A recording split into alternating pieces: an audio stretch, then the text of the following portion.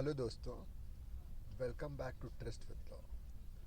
दोस्तों, I was in Mumbai और इसलिए हमने we could not discuss the question papers of All India Bar Exam on let us without wasting any time let us resume. और ये हम 2021 का paper discuss करेंगे। Let's start. The first question is how many kinds of presumptions are there as classified by the Supreme Court. तो हम जानते हैं तीन तरह के प्रिजम्पशंस होते हैं: presumption of fact, presumption of law जो कि रिबटेबल होते हैं, and then there are irrebuttable presumption whether of fact और ऑफ लॉ, जिसको कंक्लूसिव प्रिजम्पशन बोलते हैं, कंक्लूसिव प्रूफ। इसलिए all of these. Maneka Gandhi versus Union of India में क्या हुआ था? राइट ऑफ हियरिंग हेल्ड हुई थी। आपको याद होगा पासपोर्ट डिनाई हो गया था मेनका गांधी का without giving a hearing. Advocates act 1961 कब फोर्स में आया? 1961 का है, बट 19th में 1961 आप देखेंगे एडवोकेट्स एक्ट का जब बेयर एक्ट शुरू होगा तो उसके टॉप राइट कॉर्नर पे लिखा होगा harboring an offender who has escaped from custody or whose apprehension has been ordered if the offence be capital is dealt under। तो इसको हमने आईपीसी में भी डिस्कस किया है और ये होगा 216 आईपीसी, जो कि आप हार्बर करें ऑफेंडर को। मैक्स में ये भी आपको याद होगा, क्वेश्चन नंबर 5 हमने आईपीसी में देखा है, आप रिकॉल कर सकते हैं अगर आपने कॉन्स्टिट्यूशन, आईपीसी, सीआरपीसी, एविडेंस जो कि हम बना चुके हैं। अब सीपीसी अगला मैं बना दूंगा अभी 2-3 घंटे में, और फिर कॉन्ट्रैक्ट ये कर लें। यूर से आप बहुत आगे हैं। एक्टस नॉट फेसिड रियम नीसी में इंसेट्रिया, दो नेगेटिव है, नॉट यहाँ पर नीसी यहाँ पर, वही सेंटेंस होगा which has two negatives. There can be no crime without एक दूसरा नेगेटिव यहाँ पर। Law laid down under section 73 of Indian contract act 1872 is dealt under Hadley versus पैक्सनडेल।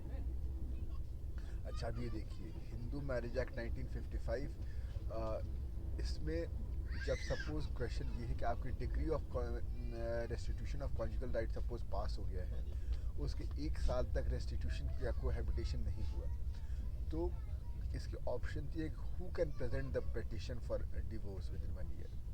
तो आप देखेंगे section 13(1)(a) of Hindu marriage act में लिखा हुआ है आइदर पार्टी। तो either party can approach the court just after 1 year. In general divorce के लिए 2 साल चाहिए होता था। ठीक है। The offences under prohibition of child marriage act 2006 is cognizable and non bailable. It's a serious offence. Land acquisition by central government, तो कितने से परसेंट कंसेंट लेना होगा? 80% of the project affected people, families. A company which is not a domestic company will pay income tax at the rate of 40%। उस समय का ये था, बाद में तब टैक्स स्लैब चेंज हो गए थे, क्योंकि आपको याद होगा टैक्सेशन रिफॉर्म्स में 25%, 22% ये सब कुछ आए थे। 22% था अगर आप कोई और एग्जामेशन नहीं ले रहे हैं, और इन जनरल 25% था। As per section 53 of IPC, word injury denotes harm of body, mind, reputation. All of them obviously. Which of the following cases can be cured under section 465 of CRPC? तो अब इसको आप वैसे तो 465 CRPC खोलकर आप देख सकते हैं, ये तो कॉमन सेंस का ऑप्शन यही है। Let's see. Examination of witness in the absence of the accused, it's a serious मतलब इनक्योरेबिलिटी। क्यों? क्योंकि अगर उसके एब्सेंस में हुआ है तो उसके पास क्रॉस एग्जामिनेशन कैसे कर पाएगा? Let's see A, entertaining of complaint without complying with section 195 and 340 of CrPC, no का उसके साथ कंप्लाई, प्रोसीजरल इरेगुलरिटी हो जाएगी। जबकि B is a simple offence, reading and recording of evidence taken in one case into another companion case, तो इसको incur किया जा सकता है। Which of the following statements holds true for de novo trial, ये भी आपको ऑप्शन दे के बन जाएगा। ये देखिए, ओमिशन और illegality in the procedure even if it does not affect the core of the case. अगर if it does not affect the core of the case तो डी नोवो क्यों होगा? The court originally trying the case can order de novo trial, no, ये तो appellate court करता है, तो इसलिए इसका आंसर बी होगा। The court the de novo trial should be the last resort. क्यों? क्योंकि इनिशियली तो आप ये एक्सप्लोर करेंगे कि जिस पॉइंट से कुछ इरेगुलरिटी शुरू हुई आप उस पॉइंट से शुरू करो, डी नोवो कहना तो it's the last resort. Protection against arrest and detention in certain cases क्यों लिखा है? क्योंकि प्रिवेंटिव डिटेंशन वाले में एक्सेप्शन है इसके लिए। तो आर्टिकल 22 कॉन्स्टिट्यूशन में हमने क्वेश्चन किया और बड़े डिटेल तरीके से किया है। Article 300A of the constitution was inserted in 44th amendment act.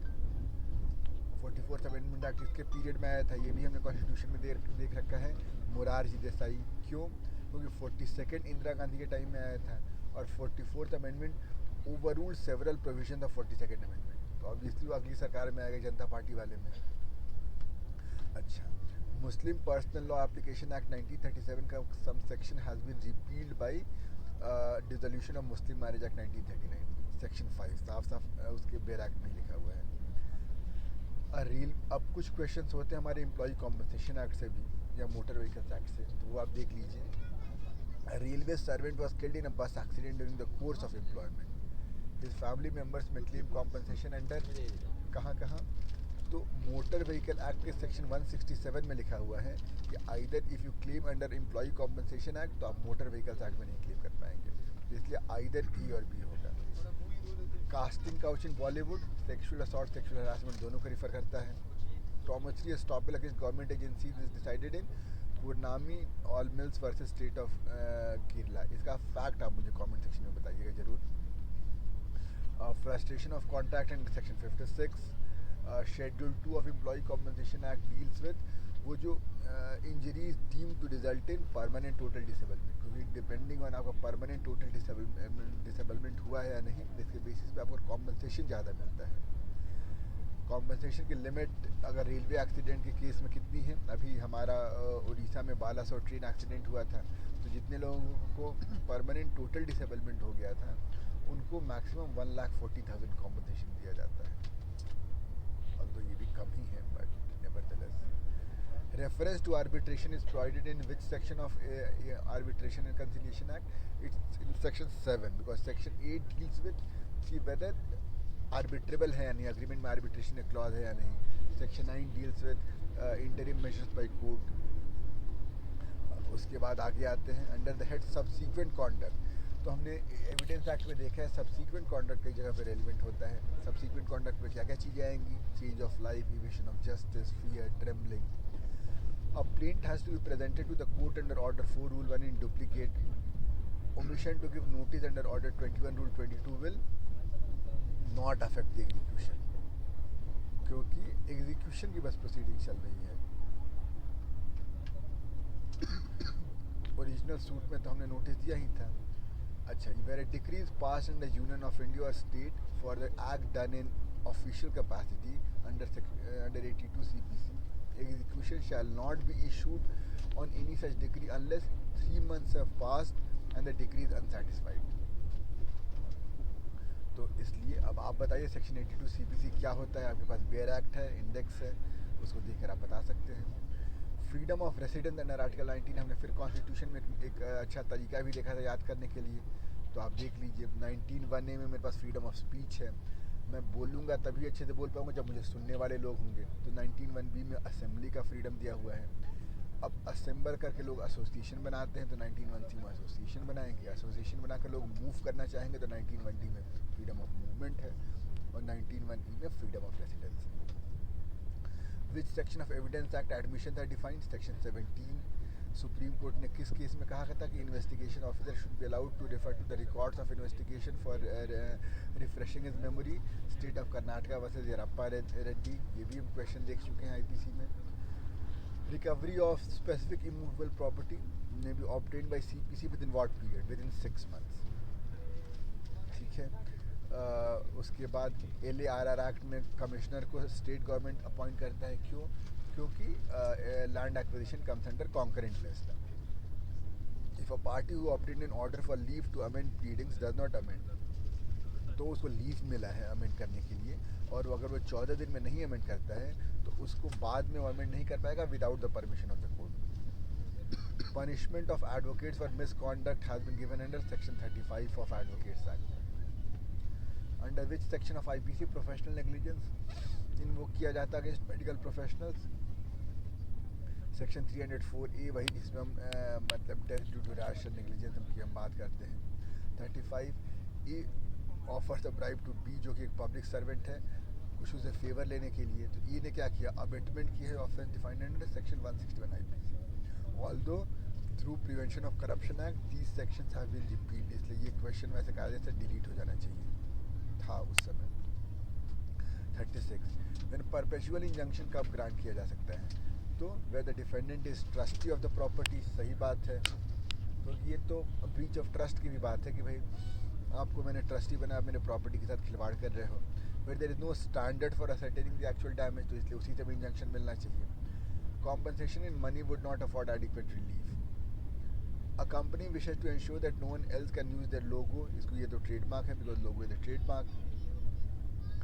The section of arbitration and conciliation act जो कि deals with commencement of arbitral proceedings, section 21, उसमें कहता है कि मैंने दूसरे पार्टी को नोटिस दे दिया आर्बिट्रेशन का, दैट इज़ मतलब कि मैंने आर्बिट्रल प्रोसीडिंग कमेंस हो गई है, अनलेस कि हमने अग्रीमेंट में डिसाइड किया कि इस पॉइंट से कमेंस होती है. Why is it important to know कि कब कमेंस हुई है? क्योंकि हमारी जो टाइमलाइंस है ANC एक्ट में, उसमें यही दिया हुआ है कि ये जैसे 1 साल चलना चाहिए, मैक्सिमम 6 महीने और एक्सटेंड हो सकती है. Amount of tax deduction under section 24 of income tax act 30% होता है, इसलिए 3/10 ऑफ एनुअल वैल्यू. अब test of reasonableness is not wholly subjective, ये है क्यों? अच्छा, अब ये देखिए, ये भी आप ऑप्शन देकर आपको करना था.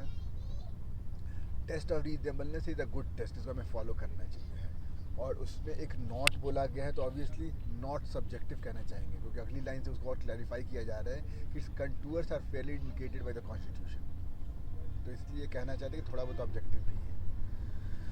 The power to enact a law relating to the citizenship of India, parliament करेगा under article 11. Payment of compensation to railway employees by the railway administration for injury by accident is governed by employee compensation act 1923. Minimum amount of compensation payable under employees compensation, ये तो हमने देख ही लिया, 1,40,000 है. और this 43 से 42 का भी आंसर आ जाएगा, एम्प्लॉय कॉम्पनसेशन एक्ट में मिलता है. Bond under section 109 CRPC as security for good behaviour, जिससे सस्पेक्टेड पर्सन 1 साल तक वैलिड रहता है. मैक्सिमम लिमिट पहले था जो सेक्शन 125 CRPC में जो मेंटेनेंस का जो पहले मैक्सिमम लिमिट दिया हुआ था, वो 500 रुपये था, लेकिन 2001 में उसको हटा दिया गया. Now there is no limit, magistrate award कर सकते जो भी उसको सही लगे. The term WIPO stands for World Intellectual Property Organization. Provisions of Section 10 CPCR res sub judice, और ये मैंडेटरी होता है. The court shall. Constructive res judicata explanation 4 to Section 11 में है. कैसे आप याद रखेंगे? क्योंकि explanation 3 to Section 299 culpable homicide वाले में लिखा हुआ है कि मदर्स वूम में अगर किसी को मारा जाए, that's not culpable homicide because it is covered under Section 312 से 318. A famous pronouncement of Delhi High Court regarding constitutional validity of Section 377, जिसको रिवर्स कर दिया गया था बाय सुप्रीम कोर्ट. अब इस कॉन्टेक्स्ट में आप कंफ्यूज हो सकते हैं. एक सुरेश कौशल का केस होता है, एक नास फाउंडेशन का केस होता है, लेकिन आप ऑप्शन देखिए. सुरेश कौशल वर्सेस नास फाउंडेशन एक केस है, और Naz foundation versus government of NCT of Delhi एक केस है. तो ये हमें याद है कि दिल्ली हाई कोर्ट ने फेवर में दिया था. Naz foundation as the name suggest is an NGO जो कि होमोसेक्सुअलिटी या ट्रांसजेंडर के मतलब कि उनके इंटरेस्ट को के लिए वर्क करता होगा. तो इसमें नास फाउंडेशन जीती थी, और सुरेश कौशल उसके अपील में चले गए थे, और सुप्रीम कोर्ट ने रिवर्स कर दिया था. तो इसलिए इसका आंसर D होगा. Under criminal procedure code 1973 who shall record the information, अगर कोई रेप का केस आ रहा है तो वुमेन पुलिस ऑफिसर और any women officer. Under provisions of CRPC 1973 summons are either for appearance और for the production of document, सही बात है. आप सेक्शन 61 ऑनवर्ड देख लीजिएगा CRPC का. Every person with a member of a defence service और hold any civil post pleasure of president में करेगा. आई थिंक सेक्शन 309 होना चाहिए. Arbitral proceedings is extra judicial proceedings. Ad hoc arbitration, सारे option सही हैं, आप पढ़ कर देख लीजिए, सब एक ही. इट ऑल डिपेंड्स कि कोई चीज़ पार्टीज के उस पर डिपेंड करेगा. Which of the following sections of the civil procedure code define mean profit? Section 212. Section 2 में definition होते हैं, लेकिन 212 याद कर सकते हैं आप. उसके बाद कैसे याद रखेंगे? मीन प्रॉफिट अगर आप लेंथ इसके वो करें 5 + 6 + 1 स्पेस पा रहे हैं. On which of the following dates did Hindu Marriage Act come into operation? 18th May 1955. 1955 तो है ही, 18th में याद रखना होगा. कैसे याद रखेंगे? बेयर एक्ट के टॉप राइट कॉर्नर पे लिखा रहता है. Hindu succession act section 30 deals with all types of such families tarwad tavazhi kutumba kavaru illom obligation to uphold advocate के बारे में कि उसको कैसे रहना चाहिए, प्रोफेशनल एथिक्स का क्वेश्चन है ये। तो ये आप ये देखिए, इसमें एक ही ऐसा ऑप्शन है जो हाई कोर्ट, क्योंकि इसमें तो ऑब्वियसली हाई कोर्ट ने एडवोकेट को कन्विक्ट किया होगा, मतलब पनिशमेंट दिया होगा, तो सुप्रीम कोर्ट के पास गया होगा, तो इसलिए something someone versus high court और समथिंग होना चाहिए था। एक ही option O P Sharma versus high court of Punjab and Haryana. 59 section 8 of companies act charitable companies के लिए है, non profit companies. Verification of registered office 30 दिन मतलब ROC को बताना होगा, रजिस्ट्रार को। सेक्शन 9 में दिया हुआ है। Cyber law deals with obvious सी बात है all activities internet e commerce. IPR भी होगा। आपको याद है केस हमने T सीरीज़ का केस पढ़ा हुआ है कॉपीराइट के केस में, जो कि हम IPR में भी पढ़ते हैं, IT एक्ट में भी पढ़ते हैं, क्योंकि इंटरमीडियरी अब तो इंटर प्लेटफॉर्म्स पे ये सब चीज़ें दी हुई रहती हैं। यूट्यूब के बारे में कितना सब केसेस है, कॉपीराइट वायलेशन हो जाएगा। According to section 2 of motor vehicles act, the term motor cab mean any motor जिसमें 6 पर्सन एक्सक्लूडिंग ड्राइवर, क्योंकि आजकल तो 7 सीटर गाड़ियाँ भी आ रही हैं, वो भी कैब में है। National commission for consumer rights, ये कहाँ है? National commission for consumer rights में 5 मेंबर होंगे, 1 चेयरपर्सन और 4 और। उसके बाद which of the following statements are false for the purpose of Hindu marriage act, इसको आप देखेंगे। इसमें फॉल्स के बारे में पूछे, पहले बात तो ये important, which of the following are false. Lingayat तो person belongs to Lingayat subsect Hindu है ही, क्योंकि सबसेक्ट के बेसिस पे तो कोई बात है नहीं। 2 आंसर नहीं हो सकता है। 3 को देख लेते हैं, क्योंकि अब बचा 1 और ACD। A person who converted to Hindu under religion needs to follow local ritual or custom, not necessary। आपको कस्टम फॉलो करना जरूरी है नहीं हिंदू रहने के लिए। 3 गलत है। A person who is not Muslim, Santhal, Christian, Jew और Parsi by religion is Hindu. मैं संथाल क्यों ला दिया, संथाल को रिलीजन तो होता नहीं है, तो 1 और 3 इसका आंसर होगा। We move further. Provision for settlement of dispute outside court में कहाँ कहाँ दिया हुआ है? सेक्शन 89 CPC में दिया हुआ है। Evidence Act came into force on 1st September 1872. In fact, Contract Act also came into force on the same day. Article 315 of the constitution वही कहता है कि पब्लिक कमीशन होना चाहिए यूनियन के लिए और स्टेट के लिए। ये भी कहता है कि यूनियन वाला जो पब्लिक सर्विस कमीशन है वो स्टेट की भी रिस्पॉन्सिबिलिटीज डिस्चार्ज कर सकता है, if asked by the if requested to do so by the governor with the prior approval of the president. Which of the following sections of the Hindu Adoption and Maintenance Act deals with amount of maintenance? Section 23। किसमें supreme court ने right to life में right to health और एक hygiene की भी बात की थी।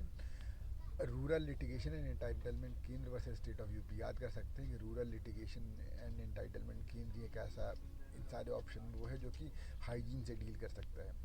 Basal convention movement of trans boundary waste की बात करेगा। Cyber crime is intangible in nature, क्योंकि हमें कुछ मतलब पैसे रुपये मेरी प्रॉपर्टी तो मेरे से गई नहीं है। Health and education cess is applicable to all assessees, चाहे वो पर्सन हो, सिटीजन हो, कॉरपोरेट हो, HUF हो। Contractual liability arises where there is अब देखिए इसमें फिर ये ऑप्शन का खेल हो जाता है। There is offer and acceptance only गलत है, क्योंकि इसमें ओनली लिख दिया, अगर ओनली नहीं होता तो ये सही होता, इसलिए मोस्ट करेक्ट बी होगा। लॉस टू वन पार्टी नहीं जरूरी है। Loss of one need not be the gain of the other, कोई थर्ड पार्टी भी बेनिफिशियरी हो सकता था। उसके बाद the rule of strict liability is based on the decision in Rylands versus Fletcher. Last opportunity Davies versus Mann में दिया गया था। Rights conferred under section 25 of HAMA supersedes any contract to the contrary, ये कहा गया था CCML versus थाईओएमएल में। File अब देखिए PIL वाले क्वेश्चन कॉमन सेंस और कॉन्स्टिट्यूशन से हो जाएंगे। फाइल अब PIL ostensibly in public interest में एलिज कर रहे हैं कि हम पब्लिक इंटरेस्ट प्रोटेक्ट कर रहे हैं, but we want to serve the personal और प्राइवेट इंटरेस्ट। ये डी इसका आंसर होगा। Filing of frivolous PILs results in wastage of time, increasing backlog, lesser availability of time, ये सब ऑल ऑफ द अबव होगा। G under the influence of madness attempts to kill X, G तो कोई liability नहीं है क्योंकि वो तो डिफेंस लेगा इंसानिटी का, but X will have the same right of private defense as if the Z was seen, और सेक्शन 98 में लिखा हुआ है। Admission can be broadly categorized into judicial and extrajudicial, both A and B. Section 66 में लिखा हुआ है कि एक notice must be given to the मतलब opposite party before secondary evidence can be laid under section 65A। Res ipsa loquitur मतलब on the face of it the thing speaks for itself, और कुछ कहने की जरूरत ही नहीं। इन्हीं प्राइवेट पर्सन में अरेस्ट एनी पर्सन, अब अरेस्ट कर रहा है वो भी प्राइवेट पर्सन कर रहा है, तो वो पहली बात तो कॉग्निजेबल होना चाहिए, तभी तो अरेस्ट विदाउट वारंट हो सकता है, और नॉन बेलेबल होना चाहिए। अगर बेलेबल है तो आप प्राइवेट पर्सन क्यों करो, पुलिस ही खड़ी मतलब उसको अरेस्ट करके छोड़ सकती थी। उसके बाद आते हैं how long a warrant of arrest shall remain in force unless it is executed और कैंसल। तो ये सब सीआरपीसी के क्वेश्चन है, एक वीडियो उसकी हम जल्दी बना लेंगे, जल्दी क्या आज ही बना लेंगे। Rate of additional depreciation will be 20% under section 32 of Indian income tax act. Committee which led to the passing of Criminal Law Amendment Act 2013 was headed by J.S. Verma. CRPC non-cognizable offences are private wrongs, जो public wrongs हैं, जैसे मान लो कोई theft हो गया या कोई extortion हो गया, रॉबरी हो गई, तो ये सब कॉग्निजेबल ऑफेंसेस हैं। जो प्राइवेट रॉन्ग्स हैं वो सब नॉन कॉग्निजेबल हैं। जैसे प्राइवेट रॉन्ग क्या हो सकता है, जिससे मिसअप्रोप्रिएशन कर लिया, पैसा ले लिया, नहीं दिया under the scheme of criminal procedure, ये तो करने देख लिया हमने। डिस्क्रिमिनेशन अगेंस्ट अ मैन और वुमेन सेक्शन आर्टिकल 15 का क्वेश्चन है, उल्टा करके पूछ दिया। Race, religion, caste, sex, place of birth, 5 चीज़ें दी हुई हैं, तो रेम्यूनरेशन पे नहीं हो सकता है। ऑब्जेक्टिव रेजोल्यूशन नेहरू ने ड्राफ्ट किया था, 22 जनवरी 1947 का अडॉप्ट हुआ था। क्वेश्चन है कब मूव कब हुआ था, तो आप मुझे जहाँ तक याद है 9 दिसंबर को असेंबली बैठी थी, 11 दिसंबर को मूव हुआ था 1946 को। When the accused states, I will produce the share which I have received in such and such robbery, किसमें क्या एडमिसिबल होगा, इट्स सेक्शन 27 एविडेंस एक्ट कि the part which distinctly relates to the fact thereby discovered, वही इसमें admissible होगा। And statement as to where the properties, वो बस statement admissible है। मैक्सिमम लिमिट ऑफ, ये हमने एविडेंस एक्ट में देख रखा है, maximum limit of members of the state bar council is 25। Specific relief act 1963 contains 8 chapters and 44 sections, याद रख लीजिएगा, वैसे बेर एक्ट होगा आपके पास। Period of limitation for expeditious disposal of suit 12 months. CGM 7 साल तक पनिशमेंट दे सकता है। Civil procedure code, foreign court means a court situated outside India and not established under the any authority of government of India. Misuse of mechanism of PILs result in filing PIL, protection of private interest, oblique motive, publicity, all of the above, इसलिए होगा इसका answer. Procedural ultra vires, फिर option पढ़िए। Non observance of the procedural norms, सही बात है। Procedural ultra vires की वजह से it may make the rule ultra vires due to non observance of rule making authority and hence become void, lacuna in the procedure of law, इसलिए इसका answer मतलब procedural ultra vires की बात की हुई है, तो इसलिए ई और बी दोनों होगा। सी तो इट्स, आपको कन्फ्यूजन हो सकता था कि सी भी सही है, लेकिन अगर यहाँ पे D is the most correct answer. Any lacuna in the procedure of law will not make it procedural ultra vires. The ground of error of law apparent on the face of the record इसलिए सर्श्योरिटी आप पास करवा सकते हैं। CPC find the incorrect match, section 5 deals with revenue code, section 7 deals with provincial small causes, section 8 deals with presidency small causes, और नहीं तो इस तरह भी आपको याद होगा section 9 deals with subject matter jurisdiction, not pecuniary jurisdiction of courts. तो दोस्तों इसके साथ हम ख़त्म करते हैं अपना 2021 का EIB डिस्कशन। जल्द ही हम एक और क्वेश्चन पेपर डिस्कस कर लेंगे and then will go switch over to questions of CPC, contract and CRPC and we are good to go. तो आई होप आपको ये वीडियो अच्छी लगी होगी।